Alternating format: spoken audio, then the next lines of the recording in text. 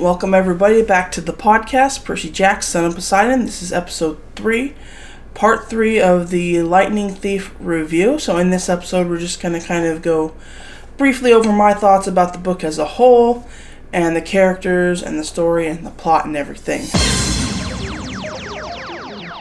So, I really like the Lightning Thief. I think it's a really fun story. I think it's a good journey for it really follows the hero's arc journey, I think, really well. I know it gets compared to Harry Potter a lot. It's a different world than Harry Potter. This is Greek god type magic, and only certain people have access to it. But in similarities, I can understand that Percy is the chosen one, like Harry Potter's the chosen one. Percy has these dreams and can hear the voice of Kronos, kind of similar to Harry's connection with Lord Voldemort. And Percy has a smart girl best friend, and then he has the sort of lovable, goofy male best friend, and he has the mentor with Chiron. And so, but these are just sort of classic tropes a lot of times as well in these type of stories. So I don't really blame the book for being as similar, because there's a lot of other books that are also just as similar as well.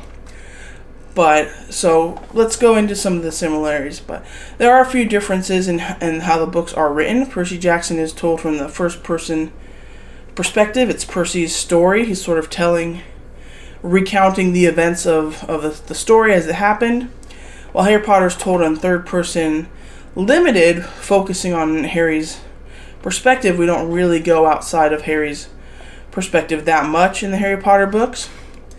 So that does give it kind of gives it a different tone in a lot of ways, because we are so, in Percy's perspective, we know his thoughts, and it kind of adds to that real kind of middle school sort of tone that these books have compared to the Harry Potter books, which are about the children, yes, but they're a little bit more adult in how they're written, I think. Both characters have a crummy home life and have these weird, mysterious things that just happen to them because of their connection to the magical world. And then they find out they're special, and in both of their retrospective magical worlds. And so there are a lot of comparisons there. Percy is, a traveling adventure story with a deadline for a mission, which I think is slightly different. Percy learns about the prophecy right away and doesn't stay in Camp Half-Blood all the time. And he has to go on a mission before the end of the summer solstice. So those are some of the differences. Whereas in Harry Potter, there is a prophecy, but Harry doesn't learn about till the 5th book. There, is really no deadline for the big mystery in the first book. So there are some differences, and Harry is mostly at Hogwarts, whereas Percy is not always at Camp Half-Blood. So there are a few differences in the book, but I can understand the similarities as well. I think the book is pretty narratively structured fairly well. We get the setup of Percy as a normal kid, and then we get him introduced to the magical world, and then he's off on the quest, and he's proving himself, and we sort of set up the mystery step by step, and then we pay it all off towards the end. And so I think narratively the book really flies by really quick. It's not a very long book to begin with, but it goes by really quickly. And so that's one of the things that I like about it, is the narrative flow. Just it keeps moving forward, which I really enjoy. So I like that about the book also. I really do like the characters. I think all of them are unique in their own way. I like Percy in that he tends to be this sort of impulsive kid. He feels very much like a teenage boy, like a 12-year-old boy. He's, very impulsive. He doesn't always think things through, but he also shows moments of bravery, and he shows that he actually does, at least he cares about his mom, he cares about his friends, but he's also hungry a lot of times, and sometimes that motivates him as he wants to eat. And so things like that really make him sort of a relatable character. I do like Annabeth. I think we'll get better with Annabeth going forward, but she definitely comes off as a little bit standoffish towards Percy, partly because their parents don't get along, but she learns throughout the journey that Percy is nothing like his father, Poseidon, and that he is a friend that she can learn to trust.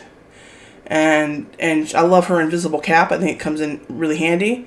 And of course, she is the daughter of the goddess of wisdom, so she is very knowledgeable and book smart, kind of like Hermione. And so I think she is a good character, and we do get, again, her backstory, which kind of adds a little sympathy to why she is so hardened. And I think we'll continue her journey on going forward. So I do like Annabeth. I think Grover's kind of just an interesting... I mean, he's a satyr, so he does like a lot of weird things, like eats aluminum cans and stuff, and can talk to animals. But I think that really kind of sets him apart from the other two, and that he is not human, and so he has a different power set in this magical world. But he is, very loyal. He is brave at moments, and he is, dedicated to being Percy's protector. So I do like Grover. I really like Percy's mom, Sally, also. I think she comes off very much as a mom, and she's very likable. We don't get much of her, but we understand why Percy really cares about her and loves her so much. Chiron, we don't get too much of Chiron either, but I do like that he is this sort of mentor figure, and and they always have him next to Dionysus, and they're very opposing characters, which I like.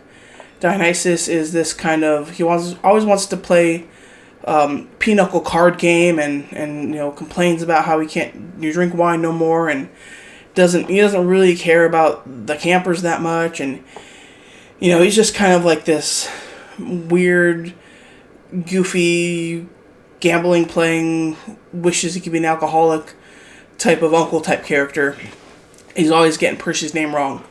But Chiron I do like because he is sort of, he's an older character, he's been around a while, he can provide the wisdom and guidance that Percy needs on his journey. Luke, we don't get a whole lot of Luke in this. Luke comes off as this kind of laid back, don't really care too much, but I'm so friendly and I'll be your friend. But I'm also very competent in my sword skills type of guy that Annabeth really looks up to, and almost kind of I think she has a crush on him, even because he was there when he helped her get to Camp Half-Blood along with Talia. So that creates a weird dynamic, but in the end, obviously, he's the bad guy, and I think you kind of suspect that throughout the story. You kind of suspect, like when he asks Percy, "Are you wearing the shoes?" That's when it's kind of like, why would you ask that? So I do think Luke is a good antagonist, but he's not really the antagonist of this book. As far as the Greek gods go, like I already said, Dionysus is kind of fun. And we get to meet Ares, and he's just like this badass biker guy, which kind of paints a cool visual for him as a character. And he is kind of the villain, but you kind of understand, because he is the god of war, so you understand where he's coming from a lot of the time. And his children are also very mean as well. We also meet Poseidon and Zeus and Hades, so the big three. And I don't think we really meet any of the other gods. So Hades comes off as kind of a cool character who's just very upset that he's stuck in this underworld position while everybody else gets to live on Mount Olympus type thing, which has always kind of been Hades' resentment in Greek mythology. But he's also not, the only reason he was sort of, sending the Furies and the monsters after Percy is because he thought Percy was the lightning thief. Had he known he might not have done that. So he's not fully a bad guy either. He does return Percy's mom back to him. Zeus comes off as a jerk, straight up. Like, he is not grateful that Percy returned the lightning bolt, even though Percy did not steal it. He thinks Percy should be grateful that Zeus is not going to kill him. Again, even though Percy did not steal the lightning bolt and he is returning it to him when he could have just handed it over to Hades. So Zeus comes off as a real jerk in this. Poseidon comes off as kind of this aloof guy that, and he claimed Percy and everything, and he does believe in Percy, but he doesn't really seem very emotional about anything, and he does talk a little bit to Percy about his mom, but you don't really get the sense that like he was in love with Percy's mom, and that's why. He tells Percy it was a mistake to have you, which obviously Percy doesn't want to hear. But he says it in a way because a son of one of the big three is so powerful and will have this horrible fate of constantly being pursued by monsters and, and all of this stuff. And that Percy got wrapped up in this lightning thief. So he kind of says, you were a mistake because your life is going to be not good because you're my son, a son of the big three. So he doesn't really mean it as in he doesn't love Percy, he just means it as in, I'm sorry I kind of condemned you to this horrible life. But of course Percy doesn't see it that way. So Poseidon is kind of iffy in this. And then I really like some of the monsters that we get. I thought Medusa was kind of an interesting take on the character of her having this, she's just turning tourists into statues and selling them at her garden gnome emporium. That was kind of fun. And the Furies, they kind of just show up and stuff, sent by Hades. They're okay monsters to fight. The Chimera was kind of cool because the mist that prevents humans from seeing the magical stuff, they just thought this was a little tiny dog. Turns out to be a Chimera. And so that's kind of a fun scene where they're battling on top of the St. Louis Arch. And then the whole scene at the water park was kind of cool. And then the weird waterbed salesman Procrustes was interesting. But the one thing I think that scene with Krusty in the waterbed is it proves that Percy is also fairly clever himself. Like, he was able to trick Krusty into laying on the bed and then being able to release his friends. So I think it shows that, yes, Percy is good in battle and he's brave. He may not be as knowledgeable as Annabeth, but he is still kind of, quick on his feet and can come up with things as well.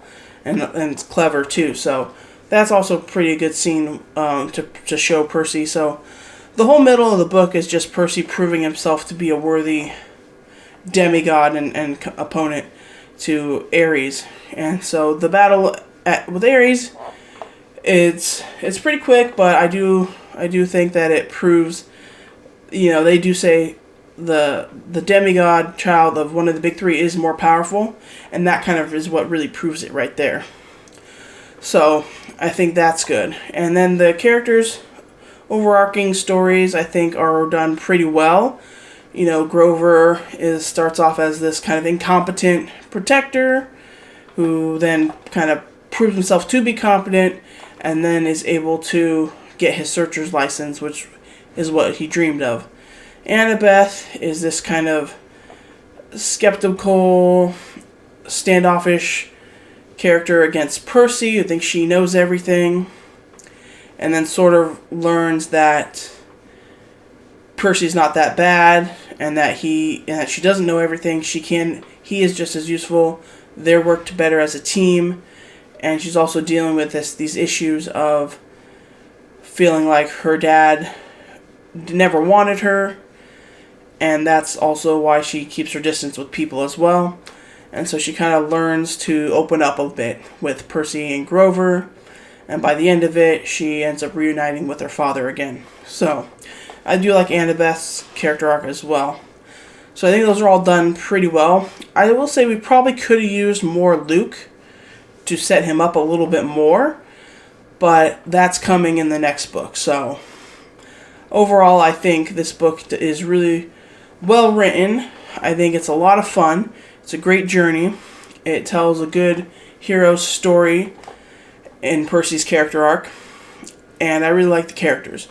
So those are my thoughts on the Lightning Thief, my thoughts on the characters, the plot, and everything. I think it's really good. I think it's a well-written book. I think it tackles everything it needs to do. It is skewed definitely towards a middle grade child reading level, but if you can get past that, it's still a really good story, and I think the world that they have with the Greek gods and the magic, I think is set up and then built upon later really well in this book. So, those are my thoughts on Percy Jackson and the Olympians, The Lightning Thief. So stay tuned next for my review of Percy Jackson and the Olympians, Book 2, Sea of Monsters. I remember that being my favorite of the 5 books, with the first book being my second favorite. So we'll see if my rankings of these change going forward. But Sea of Monsters is a shorter book, but I remember I just loved it so much for some reason. So I'm hoping that I still continue to love it. And we'll see where the characters' journeys go from here. We're going to pick up with the where we left off, knowing that Luke is trying to resurrect Kronos. So, that's it. Thank you all for listening. That's it for the Percy Jackson, Son of Poseidon podcast. Bye.